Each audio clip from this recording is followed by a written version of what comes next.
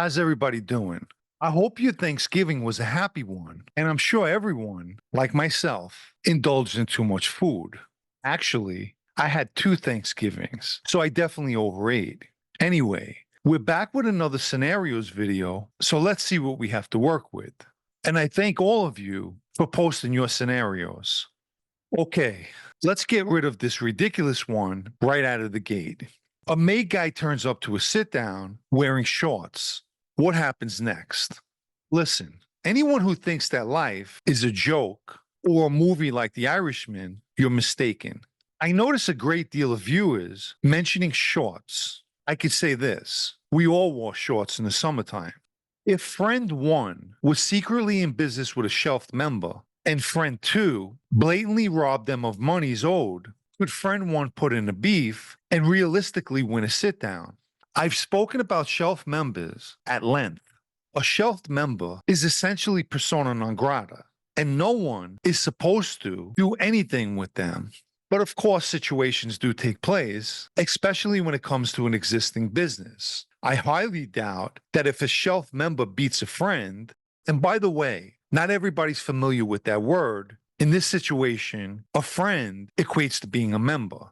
So if a shelf member beats a friend out of money, he definitely won't go make a beef out of it because he'll know the kind of response he'll get. He would have to take matters into his own hands and handle it himself. How many of us have heard stories of one partner beating the other partner out of money? Unfortunately, it's a common occurrence. So choose wisely who you go into business with. What would happen if a member was exposed as an informant now with the no murder rule? I wouldn't call it a rule. I think it became more of a preventive measure taken because of the damage a mob murder brings to whatever family ordered it. The last big Lucchese case, if anything, proved that the government can hold the administration responsible for any murder carried out by that family. So I really don't have the answer as to what would be done in this scenario. Nevertheless, I don't believe the member would be killed, and he's naturally not going to be a member no more. I really don't know. What if you've done something and made a beef about it and you're in the wrong? Is your representative at a sit down going to represent you the same as if you were in the right? To start with, someone in the wrong shouldn't be initiating beefs. But sticking to the scenario, if a guy's captain shows up, assuming the guilty party is a member, he's going to defend his guy. You go to a sit down to win, not lose. There were plenty of times when someone was in the wrong and heavily defended, or whatever he was accused of was blatantly denied to the fullest. The outcome of a sit down really depends on who's the better talker, and more importantly, who's done their homework correctly. Me and my brother are both made. My brother is morally loose and at times inappropriate. This behavior caused him to make a drunken scene at my son's christening. I, in turn, punched him in his face a few times and then threw him out. Does the fact that he's my brother save me from putting my hands on a made guy? In this scenario, in my opinion, it would be looked at as a personal family dispute, buttons to the side, so to speak. The brother who acted inappropriately should be reprimanded, and so should the brother who picked his hands up. They're both in the wrong. Now make them not brothers. The situation's much different. As a member, it's essential how you carry yourself at all times. You're always expected to act accordingly, even when drinking. If you can't handle your liquor, the answer is very simple. You shouldn't be drinking. Which brings us to the next correlating scenario.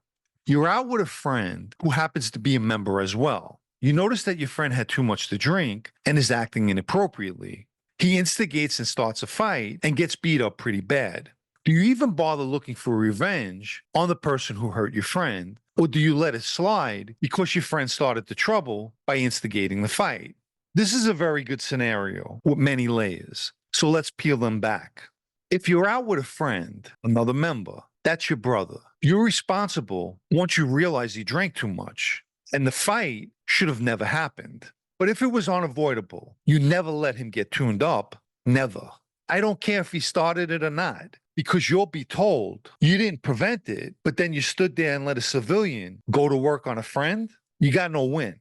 I'll add a personal side note. On numerous occasions, Joey DiBenedetto and I were out. Anyone who knows Joey knows what I'm about to say is true. Whenever he's drank too much, he's not starting trouble, but rather he gets extremely quiet, and you could tell by looking at him that he drank too much. Anytime I seen him like that, I took him home before something could happen. But more crucially, I never wanted to give people something to talk about by seeing him in that condition, thus saving his reputation.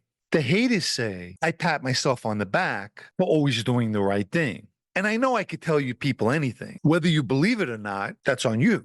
But I could say to the haters, you can pat yourself on the back when you always did the right thing. I protected my brother and his reputation always, and that's a fact. So to wrap this up, the one friend who watched his other friend get wasted and then tuned up is 100% in the wrong. Take the mob out of the equation. If you're with your friend and see that he's twisted and starting trouble, that's when you step in and get him out of whatever place you're in. It's common sense. You're a good earner, but not happy with how you're treated in your family. You're called to a meeting with the boss of a rival family. This boss wields a lot of power and influence and offers to bring you into his family and treat you as a valued member with no repercussions from your current family. What do? Respectfully decline this generous offer and stay loyal to your current family, or accept this offer and transfer to his family? Okay, I assume you're speaking about a member. In that case, none of the above would ever take place, because if you're a member of a family, you remain with that family. If you're speaking about an associate, the guy he's with will absolutely put in a beef because the associate is on record with that family. If you want to know what I would do in that scenario, I respectfully decline the offer because I am, or rather was, a Lucchese member. But this would never take place if the person in question was a friend. If you haven't liked this video yet, please take the time now and give it a like, as it helps with YouTube's algorithm. Anyone who'd like to show their appreciation for videos like this, or more importantly, help me to continue making them, you can donate with the Super Thanks icon down below, or through the PayPal Cash App links in the video's description. Let me quickly mention my blog, also called Sit Down News, especially for those of you who still enjoy reading. The site can be found at sitdownnews.com and is a paid subscription. And for the final scenario, if a film was ever made about your time and experiences with the Lucchese's, what name do you think would suit the movie best and why? I would have to say Lucchese Family, A Treacherous Deception. I think the title, as well as the meaning, are definitely self-explanatory.